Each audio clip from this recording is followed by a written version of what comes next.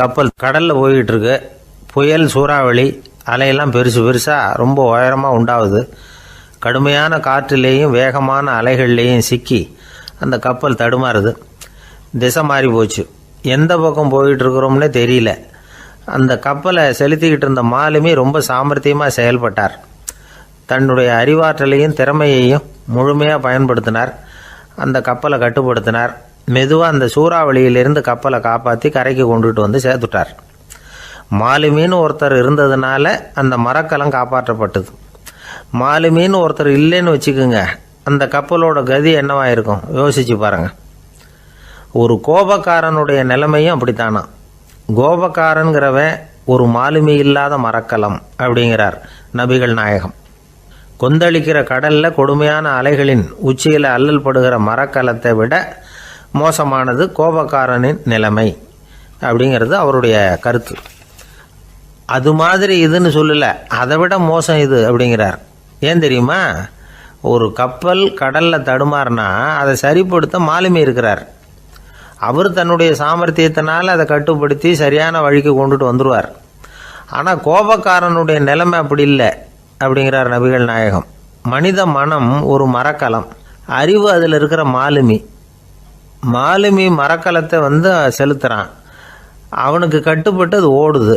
ஆனால் கோபக்காரனுங்கிற மனுஷங்கிட்ட அறிவுங்கிற மாலுமி சரியாக வேலை செய்ய மாட்டான்.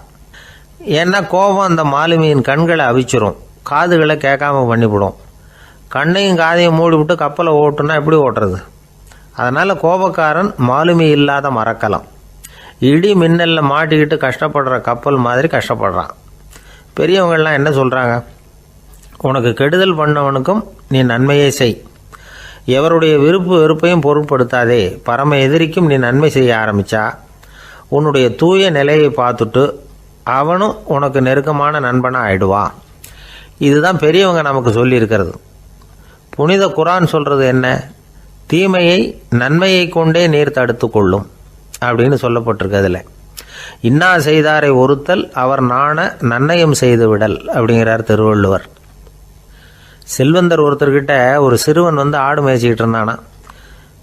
பெரியவர் அவனை கூப்பிட்டு, நீ நேராக போய் ஒரு ஆட்டில் உள்ள ரொம்ப நல்ல பகுதி எதுவோ அதை எடுத்துக்கிட்டு வா அப்படின்னாரான். இவன் போனான். ஒரு ஆட்டு உடம்புல இருந்த நாக்கு, இருதயம், இது ரெண்டையும் எடுத்துகிட்டு வந்து கொடுத்தானான். பெரியவர் வாங்கி பார்த்தார்.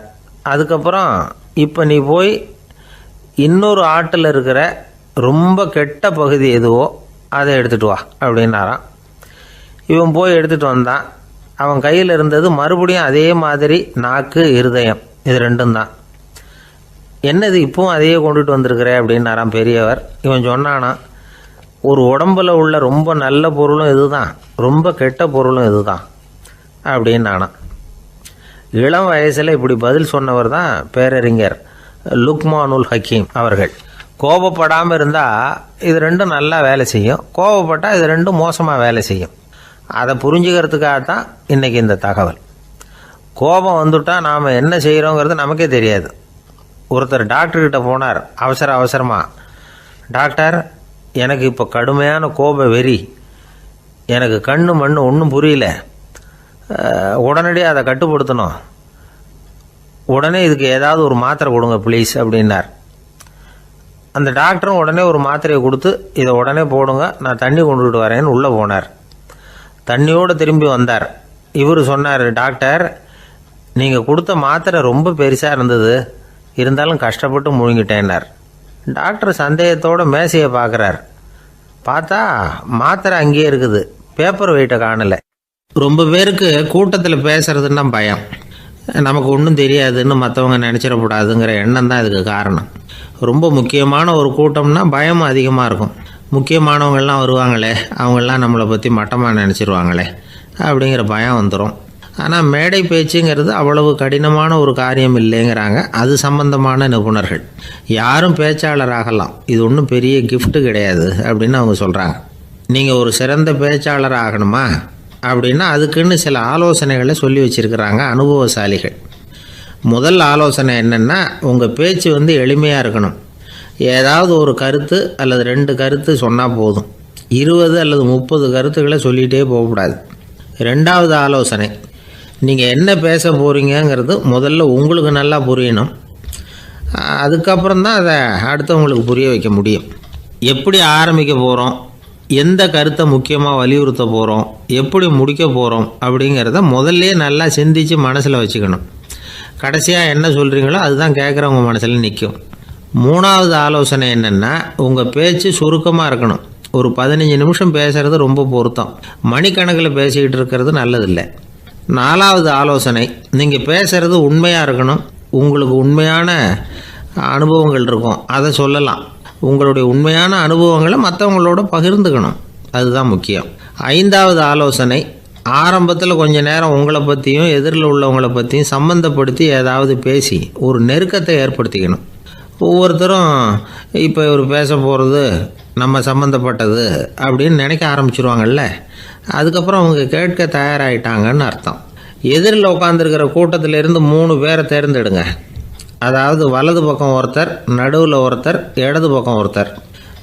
அதாவது உங்களை ரொம்ப கனிவாகவும் ஆர்வமாகவும் பார்க்குறவராக பார்த்து தேர்ந்தெடுத்துங்க மனசுக்குள்ளே.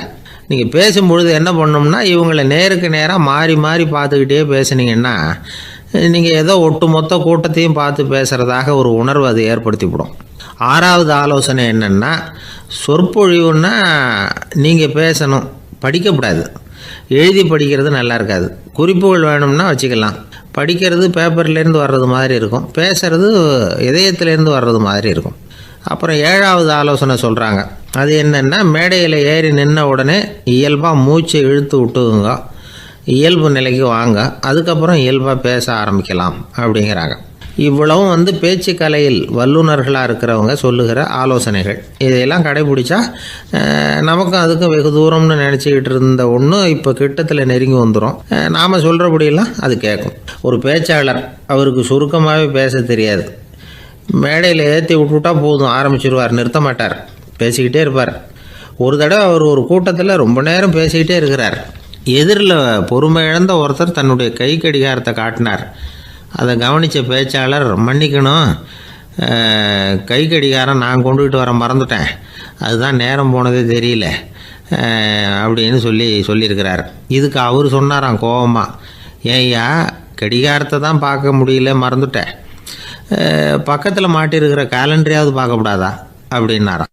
ஒரு ஊரில் ஒரு சித்தர் இருந்தார், சூஃபி சித்தர். அவர் ஞானம் பெற்ற ஒரு சித்தர். ஒரு நாள் அந்த நாட்டு மன்னன் அவரை பார்க்கறதுக்காக வந்தான். என்ன வேணும் உனக்குன்னு கேட்டார்.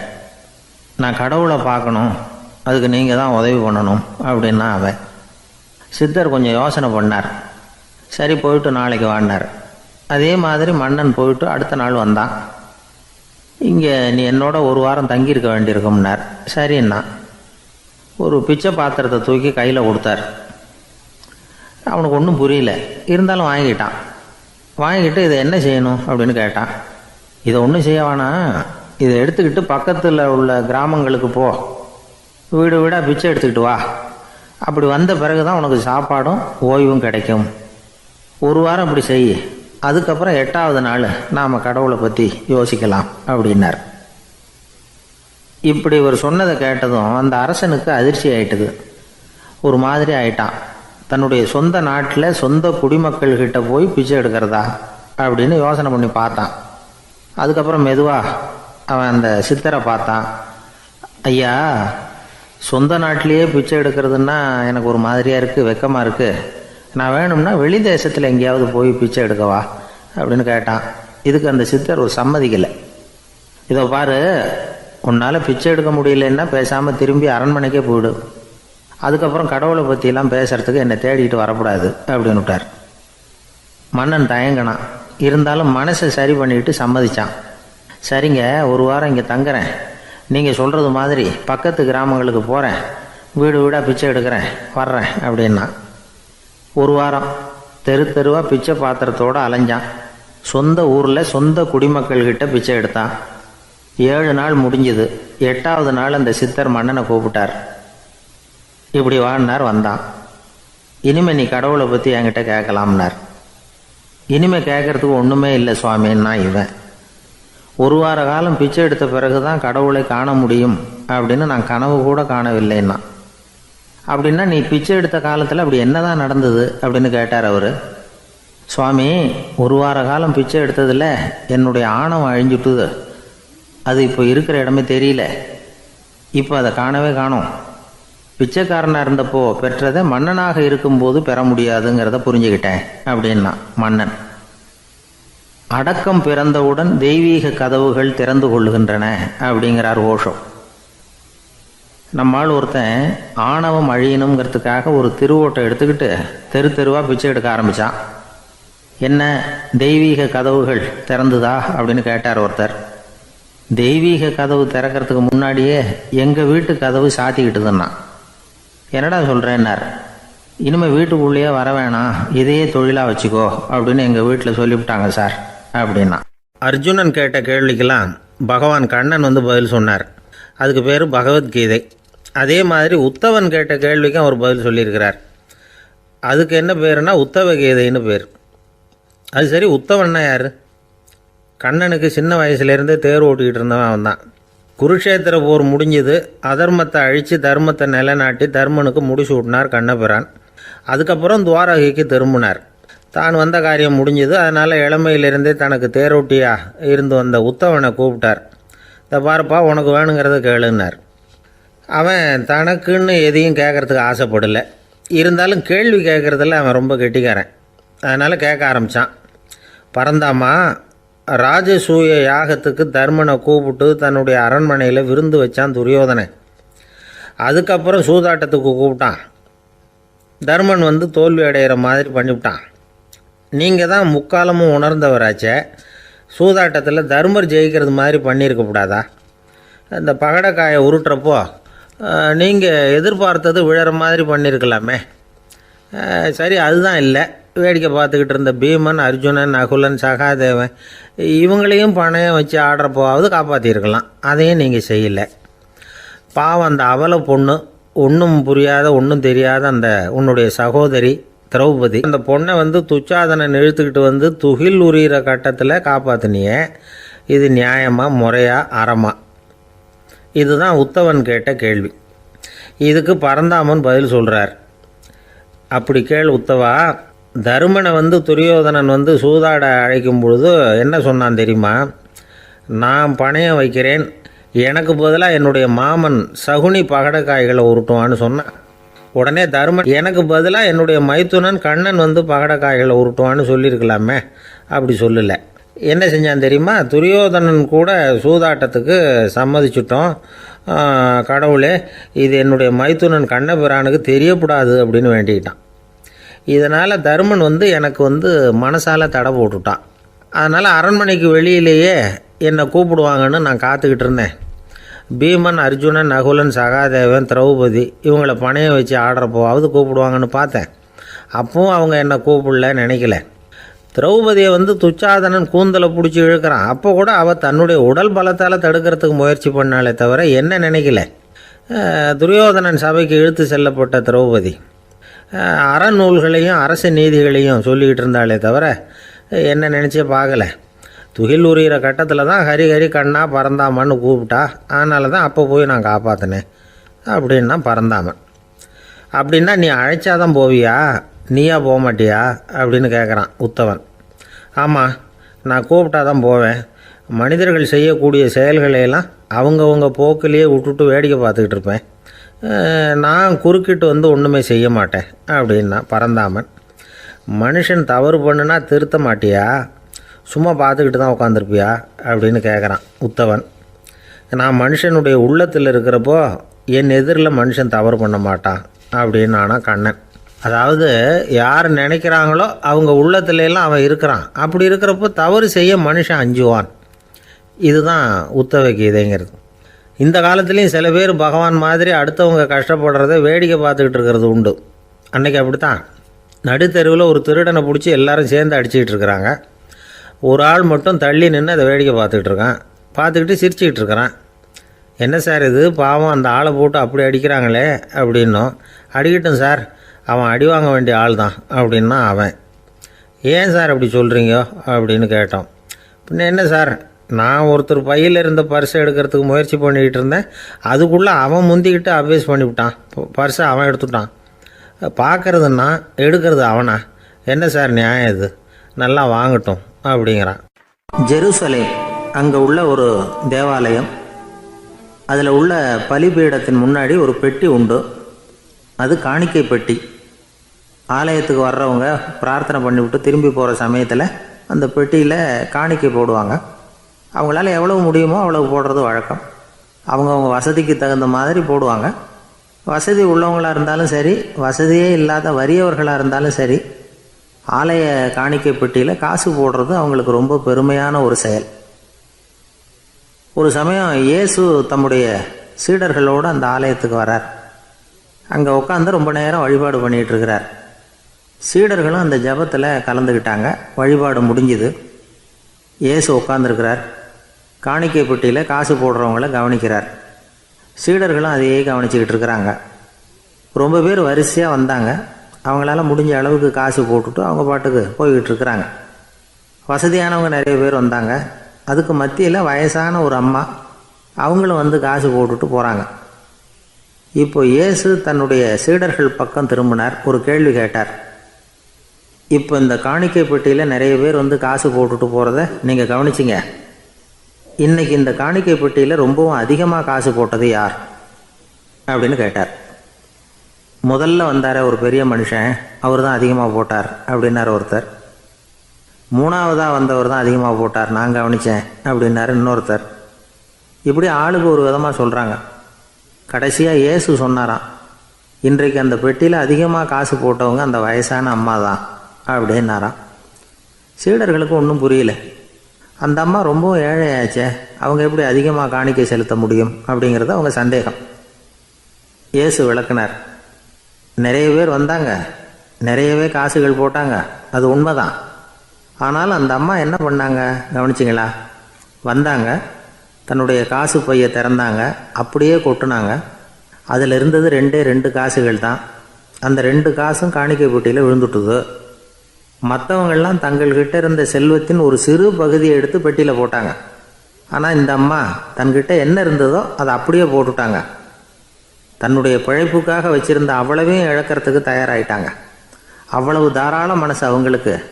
அதனால் அவங்க செலுத்தின காணிக்கை தான் அளவில் அதிகம் அப்படின்னார். விலை மதிப்பில்லாத முத்து புதையல் ஒருத்தனுக்கு கிடைக்க போகுதுன்னு வச்சுக்கோங்க. அதன் மதிப்பை உணர்ந்தவன் என்ன பண்ணுவான்?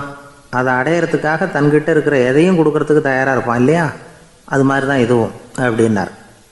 உலக மதிப்பீடுகளை துரும்பா தூசியாக மதித்து அதையெல்லாம் உதறி விடுகிறவன் இறையருள் அப்படிங்கிற இணையில்லாத செல்வத்தை பெறுகிறான் அப்படிங்கிறது இதில் உள்ள கருத்து. இறைவனுக்காக இழப்பதுன்னா துன்பப்படுகிறவர்களுக்காக, ஏழைகளுக்காக, ஏதுமற்றவர்களுக்காக இழப்பது அப்படின்னு அர்த்தம். உங்கள் அயலானுக்கு நீங்கள் என்ன உதவி செய்தாலும் அதை எனக்கே செய்கிறீர்கள் அப்படின்னு இயேசு சொல்லியிருக்கிறார். அடுத்தவங்களுக்கு உதவணுங்கிற குணம் இன்றைக்கி ரொம்ப குறைஞ்சி போச்சு. ஒருத்தன் வாழைப்பழத்தோல் வழுக்கி கீழே விழுந்துட்டான். பக்கத்தில் இருந்த நண்பன் உடனே இவனை தூக்கிக்கிட்டு போய் ஆஸ்பத்திரியில் சேர்த்துட்டான். அதுக்கப்புறம் சொன்னான், நீ அந்த வாழைப்பழத்தோலில் காலை வைக்க போகிறத முன்னாடியே நான் கவனிச்சுட்டேன் அப்படின்னு நானா. அப்படின்னா அப்போவே நீ எனக்கு உதவி செஞ்சுருக்கலாமே அப்படின்னு நானா அவன். நான் டாக்டருக்கு உதவலாம்னு நினச்சிட்டேன் அப்படின்னா இவன். ஒரு வயசான அம்மா ஒரு நாள் ஃபோன் பண்ணாங்க. ஐயா, நான் இந்த தகவல் நிகழ்ச்சியை தினமும் கேட்குறேன், உங்ககிட்ட ஒரு கேள்வி கேட்கணும் அப்படின்னாங்க. என்னங்க அப்படின்னோம்.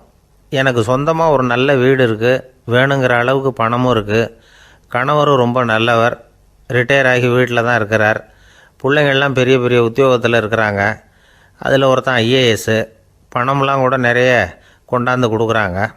அப்படி இருந்தும் என் மனசில் நிம்மதி இல்லை, வாழ்க்கையில் ஒரு நிறைவு இல்லை அப்படின்னாங்க. ஏன்னு கேட்டோம். அதைத்தான் நான் உங்களை கேட்குறேன், ஏன் அப்படி அப்படின்னு திருப்பி கேட்குறாங்க. எங்களுக்கு ஒன்றும் புரியல. கொஞ்சம் நேரம் குழம்பி போயிட்டோம். இருந்தாலும் அதை அவங்கக்கிட்ட காட்டிக்காமல் கொஞ்சம் சாமர்த்தியமாக, ஏம்மா உங்கள் மனசில் நீங்கள் ஏதோ ஒன்று எதிர்பார்க்குறீங்க, அது நிறைவேறல அப்படி தானே அப்படின்னு கேட்டோம். ஆமாம் அப்படின்னாங்க. அதுக்கப்புறம் அவங்கக்கிட்ட கொஞ்சம் மனம் விட்டு பேசுகிறப்போ தானாக விஷயம் வெளியில் வந்தது. அதாவது அவங்க பிள்ளைங்க பெரிய பெரிய உத்தியோகத்தில் இருக்கிறதுனால அவசரமாக பார்த்துட்டு ஓடுறாங்களாம். ஆசையாக அம்மான்னு கூப்பிட்டுக்கிட்டு கிட்ட உட்காந்து கொஞ்ச நேரமாவது என்கிட்ட பேசினா தானே என் மனசு கொஞ்சம் நிம்மதியாக இருக்கும். அது அவங்களுக்கு தெரிய மாட்டேங்குதே அப்படிங்கிறாங்க. இதுதான் அவங்களுடைய ஏக்கம். இந்த ஏக்கம் அந்த தாயின் மனசில் இருந்துக்கிட்டு இருக்குது. இப்படி மகனுடைய அன்புக்காக மட்டுமே ஏங்குற தாய்மார்கள் பல பேர் இருக்கிறாங்க இந்த உலகத்தில். இதை நினைக்கிறப்போ ஒரு வெளிநாட்டு நாடோடி கதை ஞாபகத்தில் வருது. அதாவது கடவுள் படைப்பு தொழிலில் ரொம்ப மும்முரமாக ஈடுபட்டுக்கிட்டு இருந்தாராம். மீன்களை படைச்சாராம், பறவைகளை படைச்சாராம், விலங்குகளை படைச்சாராம். அவருக்கு திருப்தி ஏற்படலை. அதுக்கப்புறம் மனிதர்களை படைச்சிருக்கிறார். அப்பவும் அவருக்கு மன நிறைவு ஏற்படலையாம்.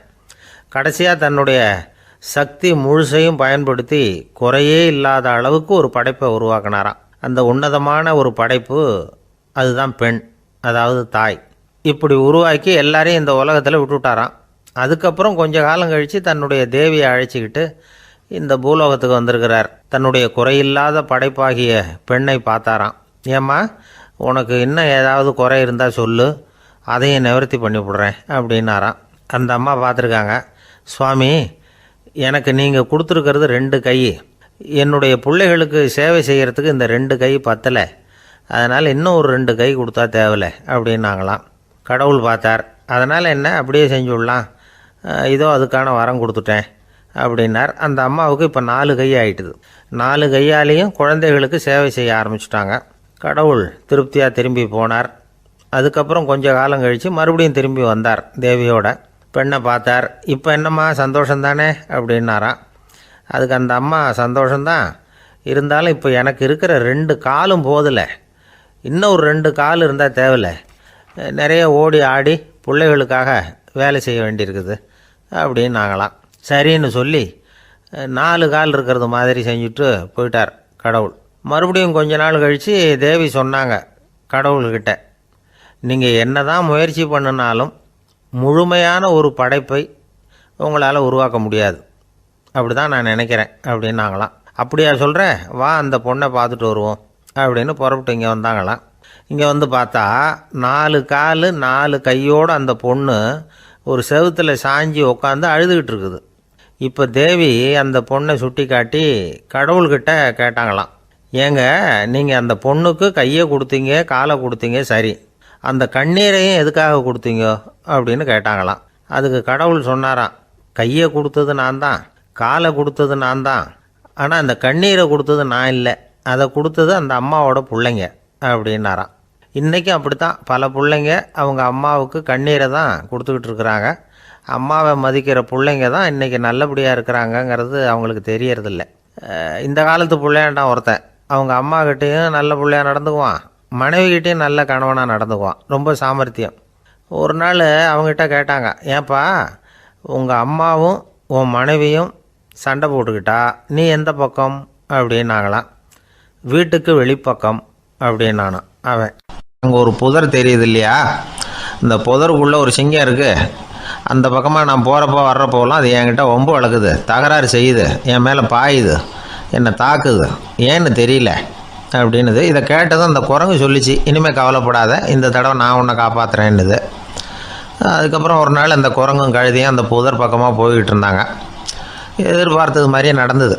அந்த சிங்கம் எதிரில் வந்தது, கழுதியை பார்த்தது, உடனே அது மேலே பாய ஆரம்பிச்சுட்டுது.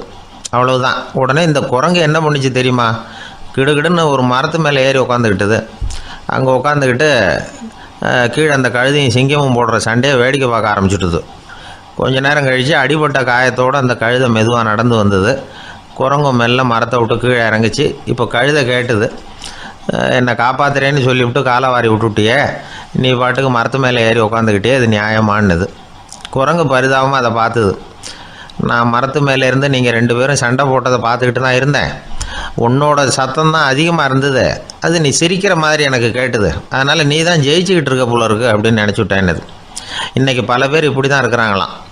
யார் ஜெயிக்கிறாங்க யார் தோக்குறாங்கங்கிறத முகத்தை பார்த்து கூட கண்டுபிடிக்க முடியறதில்ல, பேசுகிற பேச்சை வச்சு கூட கண்டுபிடிக்க முடியறதில்ல. தோற்கிறவங்க கூட சிரிக்கிற மாதிரி முகத்தை வச்சுக்கிறான். இன்றைய மனிதர்கள்கிட்ட ஏகப்பட்ட முரண்பாடுகள். பொய் முகங்களோட உலவுகிறவர்கள் தான் அதிகம். உண்மை முகம் எங்கே இருக்குது அப்படிங்கிறத புரிஞ்சுக்கிட்டு நண்பர்களை தேர்ந்தெடுக்கணும் அப்படிங்கிறது ஒரு முக்கியமான கருத்து. கடவுள் இந்த உலகத்தை படைச்சு விட்டு அதுக்கப்புறமும் கொஞ்ச நாள் இங்கேயே தங்கியிருந்தாராம். அப்போ தான் அவருக்கு ஒரு உண்மை புரிஞ்சுதான், இந்த உலகத்தில் தங்கி இருக்கிறது எவ்வளவு இடைஞ்சல்னு.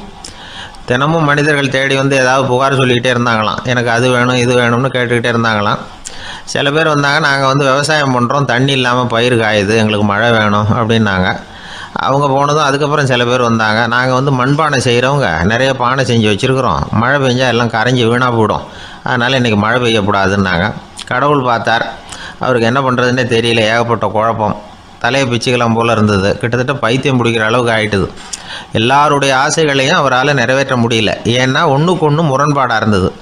ஒரு நாள் தன்னுடைய அமைச்சரவையை கூட்டி ஆலோசனை கேட்டார். என்ன செய்யலாம்னு சொல்லுங்கன்னார். இது என்ன பிரமாதம், பேசாமல் இமயமலை அடிவாரத்தில் போய் உட்காந்துங்க, யாரும் தொந்தரவு பண்ண மாட்டாங்கன்னாங்க.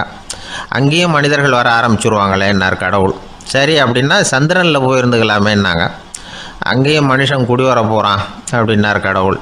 வெகு தூரத்துக்கு அப்பால் உள்ள நட்சத்திர மண்டலத்துக்கு போயிடலான்னாங்க. இதெல்லாம் நிரந்தர தீர்வாகாது, நிரந்தரமாக இந்த மனிதனுடைய தொல்லையிலேருந்து நான் விடுபடணும், அதுக்கு ஏதாவது வழி சொல்லுங்கன்னார் கடவுள். ஒரு வயசான ஆள் வந்தார். கடவுளுக்கு காதோட காதாக ஒரு வழியை சொன்னார். கடவுளுக்கு முகம் மலர்ந்தது. அதுதான் சரி, அப்படியே செஞ்சுடலான்னார். அந்த ஆள் சொன்ன ரகசியம் என்ன தெரியுமா? மனிதனால் அடைய முடியாத ஒரு இடம் இருக்குது, அது வேறு எங்கேயும் இல்லை, அவனுக்கு உள்ளே இருக்குது, அங்கே போய் மறைஞ்சிங்க, அதுக்கப்புறம் மனிதர்களால் உங்களுக்கு தொந்தரவு இருக்காதுன்னார். மனிதன் நினைக்காத இடம் அதுதான். அதாவது உள்ளுக்குள்ளே இருக்கிற உண்மையை புரிஞ்சிக்காம வெளியில் எங்கேயோ அது இருக்கிறதாக நினச்சி வரட்டிக்கிட்டு அலையிறான் மனுஷன். உள்ளே இருக்கிற உண்மை புரிஞ்சால் நாம் தன்னம்பிக்கையோடு தலை நிமிர்ந்து வாழலாம். வேடிக்கையாக ஒரு கதை சொல்லுவாங்க, இதை பாருங்கள், நம்ம பையன் எங்கே பணம் வச்சாலும் எடுத்து விட்றான், என்ன பண்ணுறதுன்னாங்க அம்மா. அப்பா கொஞ்சம் நேரம் யோசனை பண்ணார். அதுக்கப்புறம் சொன்னார், அவன் கண்ணில் படாத இடமா நம்ம வீட்டில் இருக்கிறது ஒரே இடம்தான், அங்கே பணத்தை வை திருட்டு போகாதுன்னார். அது எந்த இடம்னு கேட்டாங்க. அதுதான் அவன் பாட புஸ்தகம், அதில் வச்சுரு, அவன் தொடவே மாட்டான், பாட புத்தகத்தை தொடாமல் பரீட்சையில் வெற்றி பெற முடியாது அப்படிங்கிறத புரிஞ்சுக்கணும். உள்ளே இருக்கிற உண்மையை தொடாமல் வாழ்க்கையில் வெற்றி பெற முடியாது. அதனால் உண்மையை புரிஞ்சுக்கிட்டால் வாழ்க்கையில் வெற்றி நிச்சயம். சாலை ஓரமாக அழுதுகிட்டு உட்காந்துருந்தான். பிச்சை எடுத்து சாப்பிட்ற ஒருத்தன் அந்த பக்கமாக வந்தான். இவனை பார்த்தான். ஏன் அழுதுகிட்டு உட்காந்துருக்கிற, என்னாச்சு உனக்கு அப்படின்னு கேட்டான். அதுக்கு இவன் சொன்னான், என்கிட்ட ஒன்றுமே இல்லை, நான் இந்த உலகத்தில் இருந்து என்ன பிரயோஜனம், அதனால தான் அழுதுகிட்டு இருக்கிறேன் அப்படின்னா. உன்கிட்ட மறைஞ்சிருக்கிற புதையல் என் கண்ணுக்கு நல்லா தெரியுது, அது உனக்கு புரியல, அதனால தான் அழுதுகிட்டு இருக்கிற அப்படின்னா. என்னது புதையல் இருக்குதா, உன் கண்ணுக்கு தெரியுதா அப்படின்னு கேட்டான். ஆமாம் எனக்கு தெரியுது, அந்த புதையலை நீ விற்கிறதுக்கு தயாராக இருக்கிறியா அப்படின்னு கேட்டான் இவன். இதை கேட்டதும் அந்த இளைஞனுக்கு ரொம்ப ஆச்சரியமாக போச்சு. என்னது இப்படி கேட்குறானே அப்படின்னு. என்கிட்ட ஒரு காசு கூட இல்லையே, அப்படி இருக்கிறப்போ புதையல் எங்கேருந்து வந்தது அப்படின்னா. இந்த நேரத்தில் அந்த பிச்சைக்காரன் சிரித்தான். இப்படி தான் இந்த உலகத்தில் எல்லோரும் சொல்லிகிட்டு இருக்கிறாங்க, என்கிட்ட ஒன்றுமே இல்லை ஒன்றுமே இல்லைன்னு சொல்லி, ஆனால் அவங்கக்கிட்ட தான் புதையல் இருக்குது, நீ வேணும்னா என் கூட வா, நம்ம நாட்டு அரசர்கிட்ட போவோம், உங்ககிட்ட இருக்கிற புதையலை அவர் நல்ல விலைக்கு எடுத்துக்குவார் அப்படின்னா. அது எப்படி உனக்கு தெரியும்னா, இதுக்கு முன்னாடியும் இது மாதிரி பல பேரை நான் வந்து ராஜா கிட்ட அழைச்சிட்டு போயிருக்கிறேன், அதனால தான் உன்னை பார்த்தேன், உன்னையும் கூப்பிட்றேன், நீ சரின்னு சொன்னால் உன்னை அழைச்சிட்டு போகிறேன், உங்ககிட்ட இருக்கிற புதையலை அவர் நல்ல விலை கொடுத்து எடுத்துக்குவார் அப்படின்னு சொன்னான். இவன் இப்படி சொல்கிறது அந்த இளைஞனுக்கு ஒன்றுமே புரியல. இது என்னது இந்த ஆள் இப்படி சொல்லிகிட்டு இருக்கிறான், நம்மக்கிட்ட என்ன இருக்குது, அதுவும் இல்லாமல் இவனே பிச்சை எடுத்து சாப்பிட்டுக்கிட்டு இருக்கிறான், இவன் போய் நம்மளை ராஜா கிட்ட அழைச்சிட்டு போகிறதா போகிறேங்கிறானே என்ன அப்படின்னு சொல்லி அவன் யோசனை பண்ணான். என்ன யோசிக்கிற, உனக்கு பணம் வேணும்னா என்னோட வா அப்படின்னா. இளைஞன் ஒரு முடிவுக்கு வந்தான். சரி, இங்கேயே உட்காந்துக்கிட்டு இருக்கிறத விட அங்கேயாவது போய் பார்ப்போமே, இங்கே அழுதுட்டு உட்காந்துருக்கிறதுல என்ன பிரயோஜனம், ஏதோ கூப்பிட்றான் போய் பார்த்துட்டு வருவோமே அப்படின்னு சொல்லி அவன் கூட புறப்பட்டான். பிச்சைக்காரன் முன்னாடி போயிட்டே இருக்கிறான், இந்த இளைஞன் பின்னாடி நடந்து போயிட்டுருக்கான். ரெண்டு பேரும் அரண்மனையை நோக்கி போகிறாங்க. பாதி வழி போயிருப்பாங்க.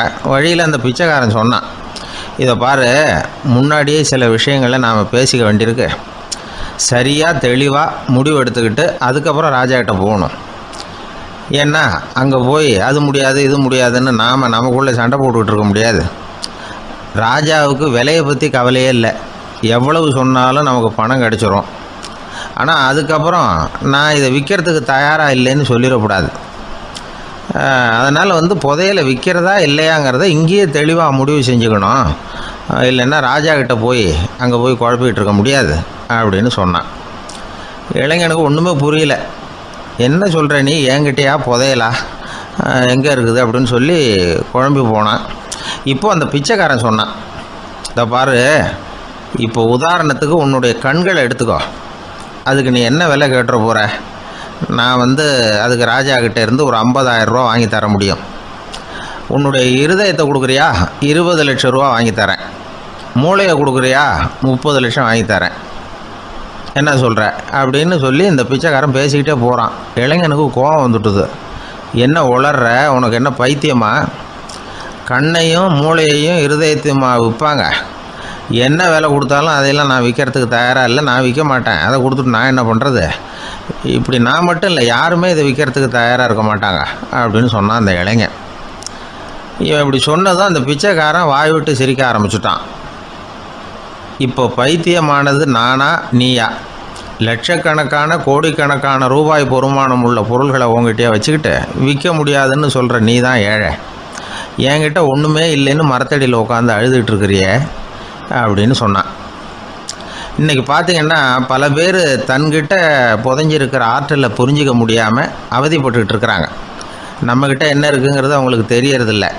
அதனால தான் என்கிட்ட ஒன்றுமே இல்லைன்னு சொல்லி அழுதுகிட்டு இருக்கிறாங்க. இதை விளங்க வைக்கிறதுக்கு பெரியவங்க சொல்கிற கதை இது. நம்மக்கிட்ட இருக்கிற புதையலை நாம் தான் தோண்டி எடுக்கணும். உண்மையான புதையலுங்கிறது உள்ளே இருக்குது. ஆனால் அதை வெளியில் தேடுற ஆசாமிகள் தான் அதிகம். சராசரி மனித இயல்பு அப்படி. நம்மக்கிட்ட விலை மதிக்க முடியாத பகுத்தறிவு இருக்குது. அதை வச்சுக்கிட்டு வாழ்க்கையில் முன்னேறத்துக்கு முயற்சி பண்ணணும். என்கிட்ட ஒன்றுமே இல்லைன்னு நினச்சி ஓரமாக உட்காந்துடக்கூடாது. முயற்சி செஞ்சால் முடியாத காரியம் எதுவுமே இல்லை. ஒரு ரயில்வே ஸ்டேஷன் பக்கம் வெளியில் ஒரு டாக்ஸி நின்றுட்டு இருந்தது. அந்த பக்கமாக வந்த ஒருத்தர் டாக்ஸி டிரைவரை பார்த்து சொன்னார், ஐயா, உங்கள் வண்டியில் பின் சீட்டில் ஒரு மணி பர்ஸு கிடக்கு, யாரோ மறந்து விட்டுட்டு போயிருக்கிறாங்க அப்படின்னார். இல்லை அது காலி பர்ஸு தான், நான் தான் அதை அங்கே போட்டு வச்சுருக்கிறேன்னார் டிரைவர். ஏன்னு கேட்டார் அவர். இதுக்கு டிரைவர் சொன்னார், அதை பார்க்குற யாராவது அதை எடுத்துக்கலாம்ங்கிற ஆசையிலையாவது சவாரிக்கு வருவாங்க, அதுக்காக தான் போட்டு வச்சுருக்கிறேன் அப்படின்னார். ஒரு ராஜா ஊரெல்லாம் சுற்றி பார்த்துட்டு வரலாம்னு ஒரு நாள் புறப்பட்டு போனார். ஒரு இடத்துல தறி நெசவு வேலை ரொம்ப மும்முரமாக நடந்துக்கிட்டு இருந்தது. ஒரு பெரியவர் தறியால் நெசவு வேலை செஞ்சுக்கிட்டு இருந்தார். பக்கத்தில் ஒரு அழகான பொண்ணு உட்காந்து நூலை சுற்றிக்கிட்டு இருக்குது. ராஜா அந்த பெரியவரை பார்த்து யார் இந்த பொண்ணுன்னு விசாரித்தார். ராஜா அப்படி கேட்டதும் அவருக்கு ரொம்ப பெருமையாக போயிட்டுது. ஏன்னா உட்காந்துருந்தது அவரோட மகள். அரசே, இது என்னுடைய மகள். இவ வேகமாக நூல் திரிக்கக்கூடியவள். வைக்கோலை எடுத்து இவ திரிச்சா கூட அது எல்லாம் பவுனிழையாக வெளியில் வரும் அப்படின்னு ஒரு ராசி இவளுக்கு அப்படின்னு ரொம்ப பெருமையாக ராஜா கிட்ட சொன்னார். ராஜா இதை கேட்டதும் அசந்துட்டார். அப்படியா, இவ்வளவு அழகும் சாமர்த்தியமும் உள்ள இந்த பொண்ணு என்னோட வரட்டுமே, இவளை என் மருமகளை ஆக்கிக்கிறேன் அப்படின்னார் ராஜா. அந்த பெரியவருக்கு ஒன்றும் புரியல. ஏதோ கொஞ்சம் பெருமையாக சொல்ல போவோ அது இப்படி ஆயிட்டுதே அப்படின்னு கவலைப்பட்டார். இருந்தாலும் ராஜா பேச்ச தட்ட முடியுமா, மகளை அனுப்பி வச்சுட்டார். ராஜா அந்த பொண்ணை அரண்மனைக்கு அழைச்சிட்டு வந்தார். அங்கே ஒரு அறையில் வச்சு பூட்டி விட்டார். அந்த ரூமு நிறைய வைக்கோலை கொண்டாந்து போட்டு அடைச்சாங்க. 3 ராட்டைகள் வேற வச்சுருந்தாங்க. நாளைக்கு பொழுது விடியறதுக்குள்ளே நீ இந்த வைக்கோலையெல்லாம் தங்க இழைகளாக மாற்றி காட்டணும். நாளைக்கு காலம்புறம் நான் இந்த அறை கதவை திறப்பேன். உன் தகப்பன் சொன்னது மாதிரி எல்லாம் தங்கமாக மாறி இருக்கணும், இல்லைன்னா நீ உயிர் தப்ப முடியாது அப்படின்னு உத்தரவு போட்டார். பாவம் அந்த பொண்ணு என்ன பண்ணும், பகல் பூரா அழுதுகிட்டே உட்காந்துருக்குது. ராத்திரி பூராவும் தூக்கம் வரல. மறுநாள் அதிகாலை நேரத்தில் யாரோ கதவை தட்டுற சத்தம் கேட்டுது. பயந்துக்கிட்டே கதவை திறக்கிறா. திறந்து பார்த்தா வெளியில் 3 அவலட்சணமான பெண்கள். ஒருத்திக்கு கால் அகலமாக முறை மாதிரி இருக்குது, இன்னொருத்திக்கு கட்டை விரல் கரண்டி மாதிரி பெருசாக இருக்குது, 3ஆவது பொண்ணுக்கு உதடு தடித்து ரப்பர் மாதிரி தொங்கிக்கிட்டு இருக்கு. யார் நீங்கள், உங்களுக்கு என்ன வேணும் அப்படின்னு கேட்குது இந்த பொண்ணு. நாங்கள் உங்களுக்கு உதவி செய்கிறதுக்கு தான் வந்திருக்கிறோம் அப்படின்னு சொல்லி உள்ளே வந்தாங்க. உட்காந்தாங்க. கொஞ்ச நேரத்துக்குள்ளே உள்ளே இருந்த வைக்கோலையெல்லாம் தங்க இழைகளாக மாற்றி கொடுத்துட்டு போயிட்டாங்க. காலையில் ராஜா வந்தார், பார்த்தார். ஆகா பேஷுன்னார். இன்னும் கொஞ்சம் வைக்கோலை கொண்டாந்து அந்த ரூமில் போட சொன்னார். இந்த வைக்கோலையும் இன்றைக்கி தங்கமாக மாற்றிவிடு, நாளைக்கு மறுநாள் உனக்கும் இளவரசனுக்கும் கல்யாணம்னு சொல்லிவிட்டார். இன்றைக்கி ராத்திரி அந்த 3 பொண்ணுங்களும் வந்தாங்க. வைக்கோலை பொண்ணு இழைகளாக மாற்றினாங்க, புறப்பட்டாங்க. இந்த பொண்ணு அவங்க காலில் விழுந்து வணங்கினா, என் உசுரை காப்பாற்றினீங்க, உங்களுக்கு நான் என்ன கைமாறு செய்ய போகிறேன் அப்படின்னா. பயப்படாத, நீ விரும்பினா எங்களுக்கு ஒரு உதவி செய்யலாம். உன்னுடைய கல்யாணத்துக்கு நாங்கள் 3 பேரும் வரோம். நீ எங்களை வரவேற்று ராஜாக்கிட்டையும் இளவரசர்கிட்டையும் நாங்கள் உன்னோட பெரியப்பா பொண்ணுங்கன்னு சொல்லி அறிமுகப்படுத்தி வை, நாங்கள் விருந்து சாப்பிட்டுட்டு போயிடுறோம் அப்படின்னாங்க. ரொம்பவும் சந்தோஷமாக சரின்னு ஒத்துக்கிட்டா. கல்யாண நாள் வந்தது. கல்யாணம் ரொம்ப கோலாகலமாக நடந்துக்கிட்டு இருக்கு. எல்லா தேசத்து ராஜா ராணிகளும் வந்துக்கிட்டு இருக்கிறாங்க. அந்த 3 அவலட்சணமான பொண்ணுங்களும் வந்து சேர்ந்தாங்க. யார் இவங்கன்னு கேட்டார் ராஜா. என் பெரியப்பா பொண்ணுங்க அப்படின்னா அந்த பொண்ணு. காலும் உதடும் கட்டை விரலும் ஏன் இப்படி உங்களுக்கு அவலட்சணம் ஆயிட்டுது அப்படின்னு கேட்டார். அதுக்கு அந்த பொண்ணுங்க பதில் சொன்னாங்க. என்ன செய்யறது, ஓயாமல் வைக்கோலை நூற்று ஒருத்தியோட கட்டை விரல் அப்படி கரண்டி மாதிரி ஆயிட்டுது. நாக்கில் தொட்டு தொட்டு திரிச்சதுனால ஒருத்தியோட உதடு அப்படி ஆயிட்டுது. காலால் கட்டையை அழுத்தி அழுத்தி தறி போட்டதுனால இன்னொருத்தையோட கால் அப்படி ஆயிட்டுது. உங்கள் மருமகளாக வந்திருக்கிற இந்த பொண்ணு அந்த 3ஐயுமே செய்ய தெரிஞ்சவ தான். என்ன ஆக போதும் இன்னும் கொஞ்ச நாளில் அப்படின்னாங்க. அவ்வளவுதான். ராஜா பயந்துட்டார். அம்மா, இன்னையிலேருந்து நீ இளவரசனின் மனைவி. நீ எப்பவும் அழகாக இருக்கணும். அதனால் நீ இனிமேல் வைக்கோலை திரிக்கவே கூடாது அப்படின்னு உத்தரவு போட்டார். அவளை இக்கட்டான சூழ்நிலையிலிருந்து காப்பாற்றின அந்த 3 பொண்ணுங்களும் சந்தோஷமாக திரும்பி போயிட்டாங்களாம். சுவாமி சின்மயானந்தர் இந்த கதையை சொல்லியிருக்கிறார். தன்னலம் மறந்து சுயலாபத்தை தியாகம் செய்கிறது வைக்கோல்ல இருந்து தங்க இழையை நூக்கிறது மாதிரி அப்படிங்கிறார் அவர். அது இருக்கட்டும், இப்போ நம்ம கதைக்கு வருவோம். ஒரு ராஜா தன்னோட மகனுக்கு சுயவரம் நடத்தினார். எல்லா தேசத்திலிருந்தும் ராஜகுமாரர்கள் வந்திருந்தாங்க. ராஜகுமாரியை கல்யாணம் பண்ணிக்கலாம்ங்கிற ஆசையில் சுயம்பர மண்டபத்திலேருந்து எல்லா ராஜகுமாரர்களும் அலறி அடிச்சுக்கிட்டு வெளியில் ஓடி வந்துகிட்டு இருக்கிறாங்களாம். ஏன் இப்படி எல்லாரும் மிரண்டு போய் ஓடி வர்றாங்கன்னு கேட்டார் ஒருத்தர். அதுக்கு இன்னொருத்தர் விவரம் சொன்னார். ராஜகுமாரியை இன்னைக்கு தான் அவங்க நேரில் பார்த்தாங்களாம், அதுதான் அப்படி ஓடி வந்துகிட்டு இருக்கிறாங்க அப்படின்னார். காசி மாநகரத்தை பிரம்மதத்தன் அப்படிங்கிற ராஜா ஆட்சி பண்ணிட்டு வந்தார். அவர் ஒவ்வொரு வருஷமும் ஒரு திருவிழா நடத்துறது வழக்கம். எல்லா தேசத்திலிருந்தும் எல்லா வகையான ஜனங்களும் அதில் கலந்துக்குவாங்க. ஒரு சமயம் அது மாதிரி விழா நடந்துகிட்டு இருந்தது. வைகுண்டத்திலிருந்து தேவலோகத்திலிருந்து நிறைய தேவகுமாரர்கள்லாம் காசி நகருக்கு அப்போது வந்திருந்தாங்க. அதில் முக்கியமாக ஒரு 4 தேவகுமாரர்கள். அந்த 4 பேரையும் சுற்றி ஏகப்பட்ட கூட்டம். அப்படி என்ன விசேஷம் அவங்கக்கிட்ட அப்படின்னா, மற்றவங்களை விட அவங்க முகம் அழகாக இருந்ததா அப்படி பார்த்தா அப்படியும் இல்லை. அவங்க அணிஞ்சிருந்த மலர் மாலைகள் தான் அதுக்கு காரணமாக. அந்த மலர்கள்லேருந்து அப்படி ஒரு அபூர்வமான நறுமணம். இதுக்கு முன்னாடி இப்படி ஒரு நறுமணத்தை அந்த ஊர் ஜனங்க அனுபவிச்சதே இல்லை. அதுதான் அந்த 4 பேரையும் சுற்றி கூட்டம். எல்லாரும் கேள்வி கேட்க ஆரம்பித்தாங்க. உடனே அந்த 4 தேவகுமாரர்களும் எல்லாருக்கும் தெரியும்படியாக வானத்தில் எழும்பி கொஞ்சம் உயரமாக நின்றுக்கிட்டாங்க. கீழே நின்றுக்கிட்டு இருந்த அரசன்லேருந்து ஆண்டி வரைக்கும் ஒருத்தர் பாக்கி இல்லாமல் ஒரே குரலில் எல்லாரும் அவங்கள பார்த்து, எங்களுக்கும் இது மாதிரி மாலையை போட்டுக்கணும்னு ஆசையாக இருக்குது, அதுக்கு நீங்கள் தான் அருள் பண்ணணும் அப்படின்னு கேட்டுக்கிட்டாங்க. மாலை போட்டுக்கிறதுனா எல்லாருக்கும் ஆசையாக தானே இருக்கும். அந்த 4 தேவகுமாரர்களில் ஒருத்தர் புத்தர் பிரான். அவர் சொன்னார், பூலோகவாசிகளே, நான் சொல்கிறத கொஞ்சம் பொறுமையாக கேளுங்க. கக்காரு அப்படிங்கிற கற்பக விருஷத்தின் மலர்களால் தொடுக்கப்பட்டது இந்த மாலை. இதுக்கு நிறைய சக்தி உண்டு. எந்த காலமும் இது வாடாது, வாசனையும் குறையாது. ஆனால் இதை அணிந்து கொள்றதுக்கு சில தகுதிகள் தேவை அப்படின்னார். என்ன தகுதி அது சொல்லுங்களேன் அப்படின்னு ஏக காலத்தில் எல்லாரும் சத்தம் போட்டாங்க. தீய இயல்புகள் உள்ளவங்க, இழிந்த சிந்தனை இழிந்த செயல் உள்ளவங்க இந்த மாலையை அணிய முடியாது அப்படின்னார். அவ்வளோதான். கூட்டத்தில் சத்தம் போட்டவங்கள்லாம் மெதுவாக அப்படி அடங்க ஆரம்பிச்சிட்டாங்க. இன்னொரு தேவகுமாரன் சொன்னார், அடுத்தவங்க பொருளை அபகரிக்காதவன், அடுத்தவங்களுக்கு கெடுதல் பண்ணக்கூடிய பொய் பேசாதவன், பேராசையினால் கெட்ட வழியில் பொருள் ஈட்ட நினைக்காதவன் இந்த மாலையை போட்டுக்கலாம் அப்படின்னார். கூட்டத்திலிருந்து யாரும் முன்னுக்கு வரல. ஒரே ஒரு ராஜகுரு மட்டும் கொஞ்சம் முன்னாடி வந்தார். பெரியவர், படித்தவர். அவர், எனக்கு தகுதி இருக்குது அந்த மாலையை போட்டுக்கிறதுக்கு அப்படின்னார். வேற ஒன்றும் இல்லை, பொய் சொல்லியாவது அந்த மாலையை வாங்கிக்குவோமே அப்படின்னு முடிவு பண்ணிட்டார் அவர். அவ்வளோதான், மாலையை வாங்கிட்டார். அடுத்த தேவகுமாரன் பேசினார்.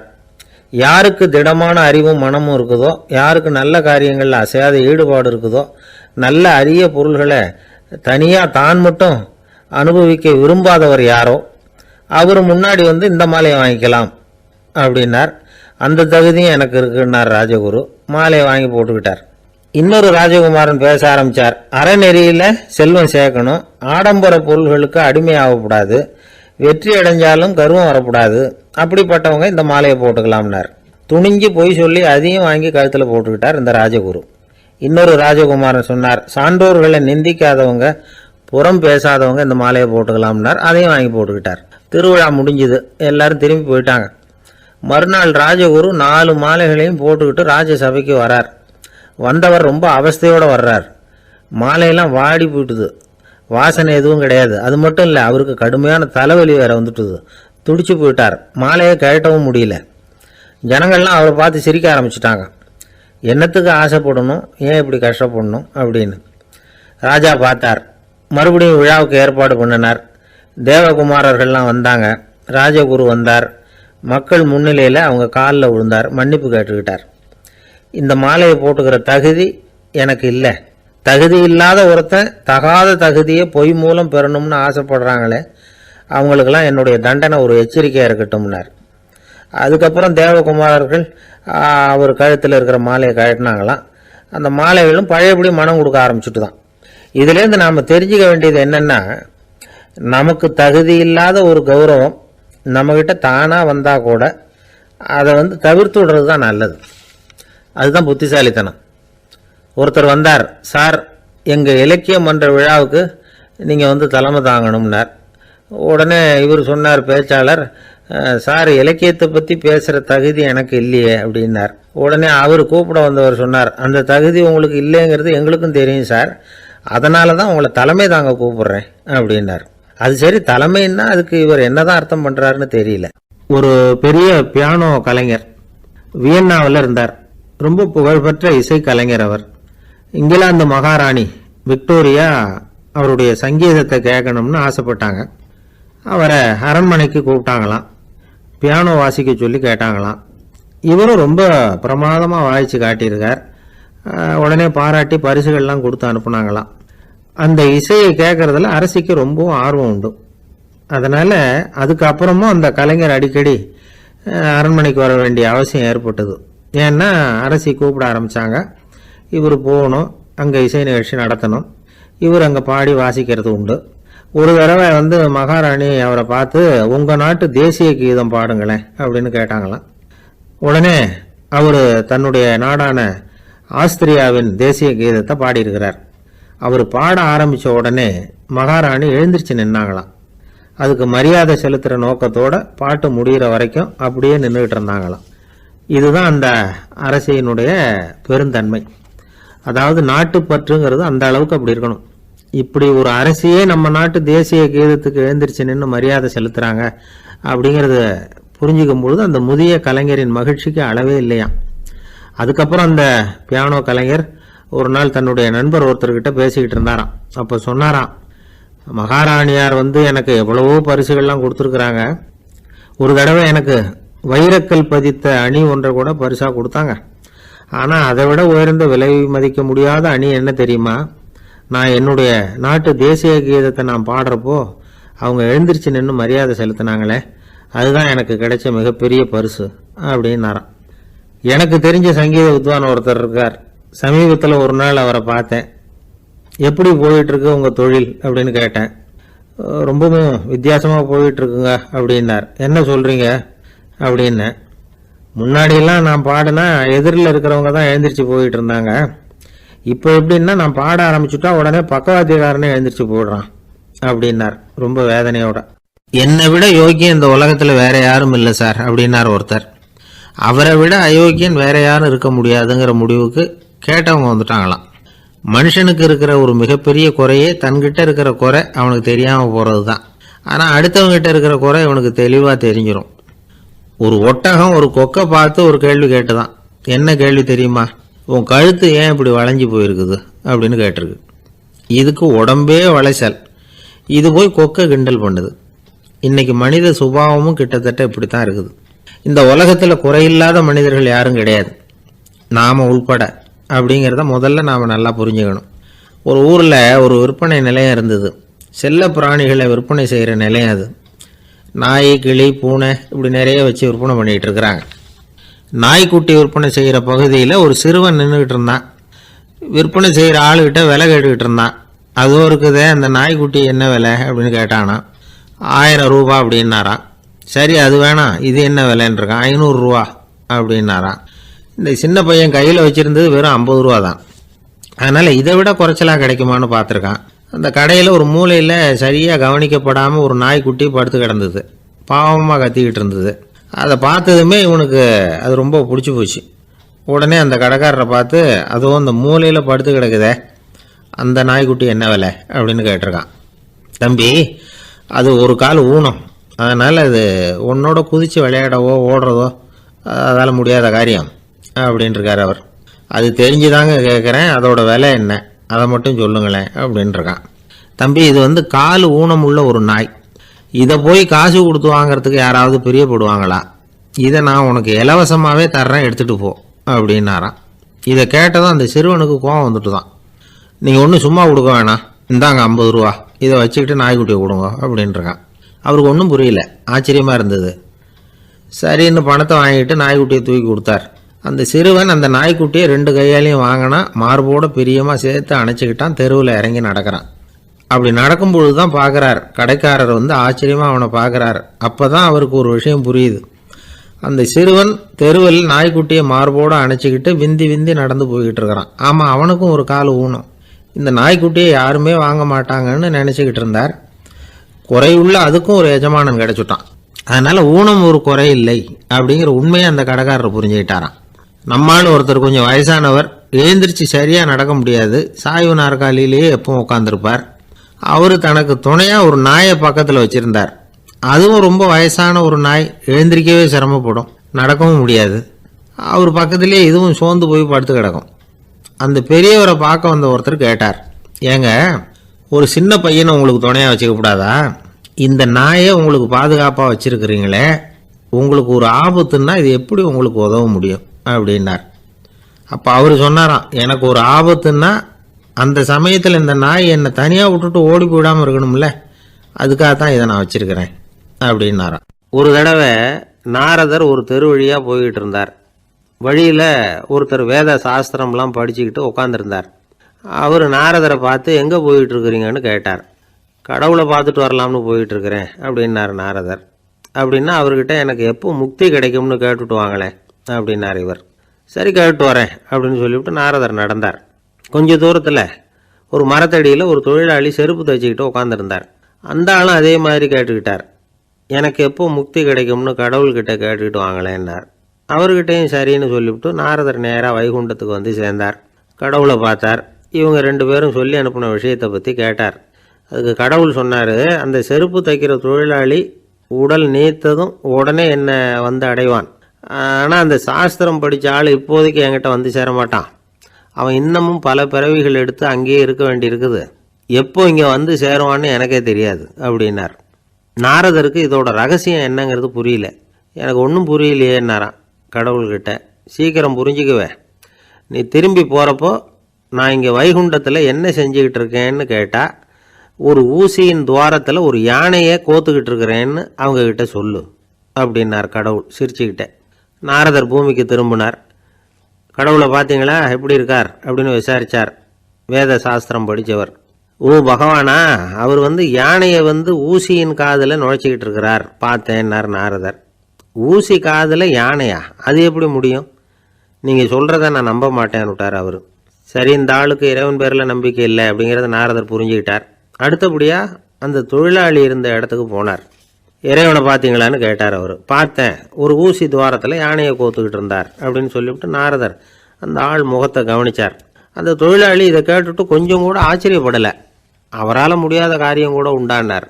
என்ன இப்படி சொல்கிற, ஊசியின் துவாரத்தில் யானையை கோக்க முடியும்னு நீ நம்புறியா அப்படின்னு கேட்டார் நாரதர். நிச்சயமாக நம்புகிறேன்னார் அவர். அது எப்படி அப்படின்னு கேட்டார் இவர். இதோ பாருங்கள், நான் இந்த ஆலமரத்தடியில் தான் தினமும் உட்காந்துருக்கிறேன். தினமும் இந்த மரத்திலிருந்து எவ்வளவோ பழம் கீழே விழுது. இந்த பழத்தில் இருக்கிற ஒவ்வொரு விதையிலேயும் உள்ள ஒரு ஆலமரம் இருக்குது. ஒரு சின்ன விதைக்குள்ள ஒரு பெரிய ஆலமரம் இருக்க முடியுங்கிறப்ப ஊசி துவாரத்தில் கடவுள் வந்து யானையை நுழைய வச்சாருங்கிறத ஒத்துக்கிறதுல என்ன கஷ்டம் இருக்குது அப்படின்னு ரொம்ப சர்வசாதாரணமாக பதில் சொன்னாராம் அந்த தொழிலாளி. நாரதர் யோசனை பண்ணார், இந்த தொழிலாளி வேத சாஸ்திரங்களையெல்லாம் படிக்கலைன்னா கூட அறிவுபூர்வமாக சிந்திச்சு இறைவனை நம்புகிறான். அதனால தான் கடவுள் இந்த ஆளுக்கு சீக்கிரம் முக்தி கிடைக்கும்னு சொன்னார் அப்படிங்கிறத புரிஞ்சுக்கிட்டாராம். இந்த கதையில் வர்ற கடவுள், நாரதர், வைகுண்டம் இதெல்லாம் ஒரு பக்கம் இருக்கட்டும், ஒரு சின்ன விதைக்குள்ள ஒரு பெரிய ஆலமரம் தூங்கிக்கிட்டு இருக்கு அப்படிங்கிற உண்மை, அந்தரத்தில் 1000 கிரகங்கள் சுற்றிக்கிட்டு இருக்குங்கிற உண்மை, இதெல்லாம் வந்து நாம் பார்த்துக்கிட்டு தானே இருக்கிறோம். இந்த உண்மைகள் வந்து அதிசயமாக நமக்கு தெரியறதுனால அதை வந்து நம்பாமல் இருந்துட முடியாது. இயற்கையை பரிபூர்ணமாக நம்புங்கள், அந்த நம்பிக்கையே நம்ம வாழ்க்கைக்கு ஆதாரம் அப்படிங்கிறத விளக்கறதுக்காக தான் இந்த கதை. இந்த காலத்தில் நம்ம பிள்ளைங்களுக்கெல்லாம் இது மாதிரி நம்பிக்கை அதிகமாகவே இருக்குது. ஒரு நாள் ஒரு சின்ன பையன்கிட்ட கேட்டேன், ஏன்பா கடவுள் வந்து ஒரு பானைக்குள்ளே ஒரு யானையை நுழைய வச்சுட்டாருன்னு சொன்னால் அதை நீ நம்புவியா அப்படின்னு கேட்டோம். நம்புவேன் சார், அது ஒன்றும் பெரிய அதிசயம் இல்லைன்னா. எப்படிறான்னு கேட்டோம். எப்படின்னா அந்த பானை வந்து அந்த யானையை விட பெருசாக இருந்திருக்கும், அவ்வளவுதான் அப்படின்னு சொல்கிறான்.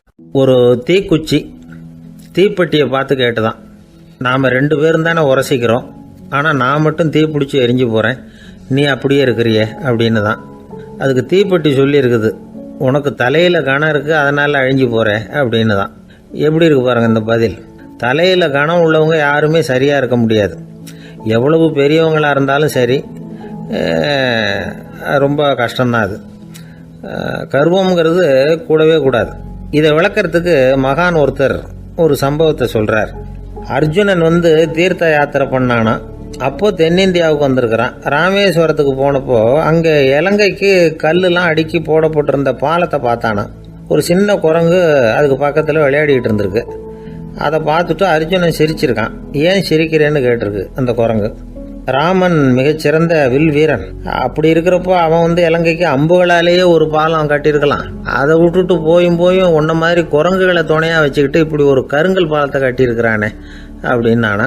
அம்புகளால் பாலம் கட்ட முடியுமா அப்படின்னு கேட்டுதான் குரங்கு. ஏன் முடியாது, என்னால் முடியுமேன்னு இருக்கான் அர்ஜுனன். அம்பால் பாலம் கட்டலாம், இருந்தாலும் என்ன மாதிரி குரங்குகள் ஏறி நடந்தா அது தாங்குமா?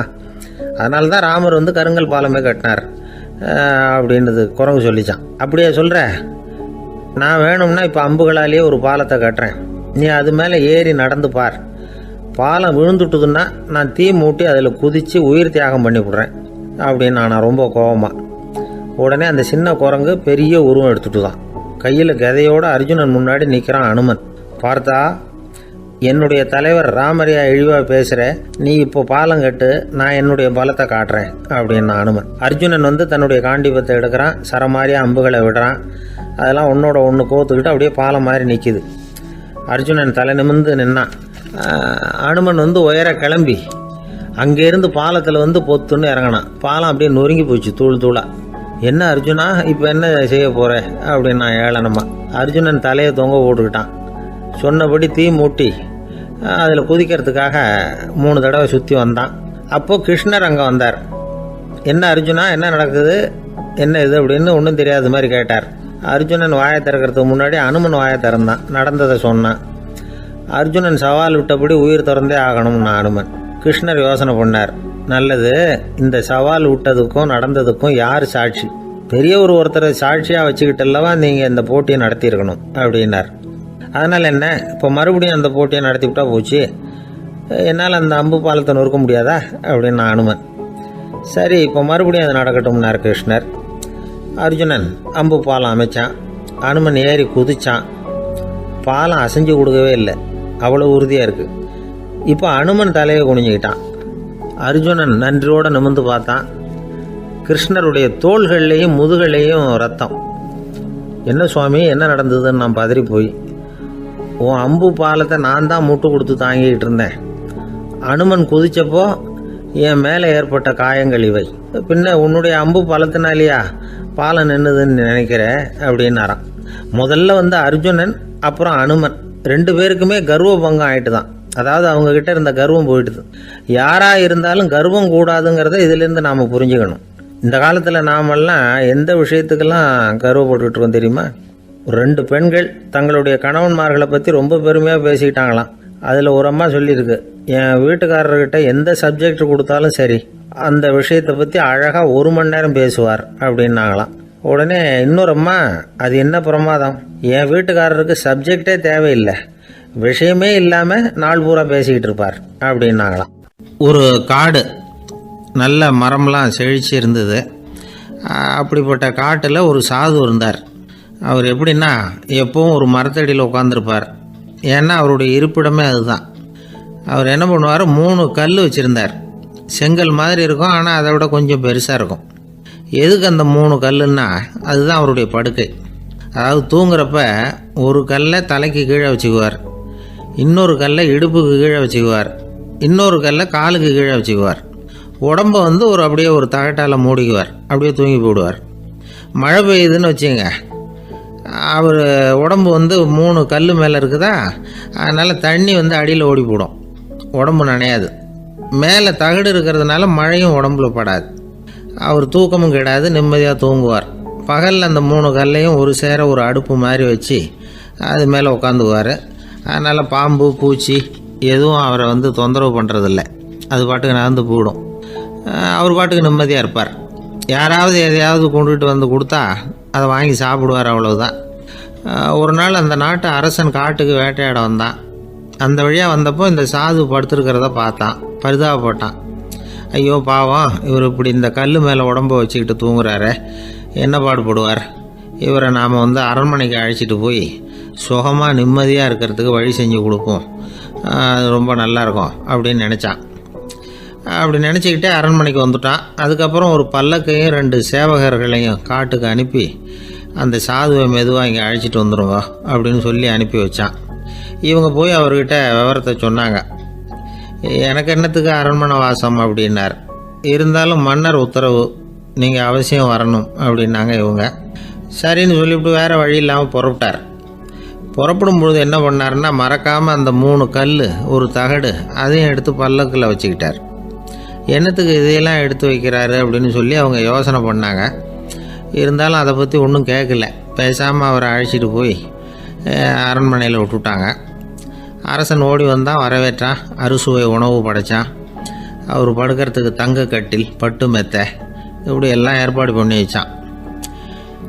இங்கே படுத்து ஓய்வு எடுத்துங்க அப்படின்னு சொல்லிவிட்டு அவன் பாட்டு போயிட்டான். மறுநாள் காலையில் பார்க்குறான், சாது படுத்துருக்கிறார். எப்படி தெரியுமா, அந்த பட்டு மெத்தை மேலே 3 கல்லையும் வச்சு வழக்கம் போலவே அது மேலே படுத்துருக்கிறார். அதுக்கு மேலே தகடு. அரசன் பார்த்துட்டு அதிர்ச்சி ஆகிட்டான். என்ன சுவாமி இப்படி அப்படின்னா, சாது சொன்னார், எனக்கு தேவையும் இல்லை குறையும் இல்லை, எல்லா இடத்துலையும் எனக்கு ஒரே மகிழ்ச்சி தான் அப்படின்னார். மகிழ்ச்சிங்கிறது தங்க கட்டிலேயோ பட்டு மெத்தையிலேயோ இல்லை, அது மனசில் இருக்கிற ஒரு விஷயம். உண்மையான மகிழ்ச்சிக்கு வழி மனப்பக்குவம் அப்படிங்கிறது அந்த அரசனுக்கு புரிஞ்சுதான். இந்த காலத்தில் ஒரு சாமியார், அவரை தேடி ஒரு சீடன் வந்தான். என்னாச்சு தெரியுமா, சுவாமி எனக்கு நிம்மதி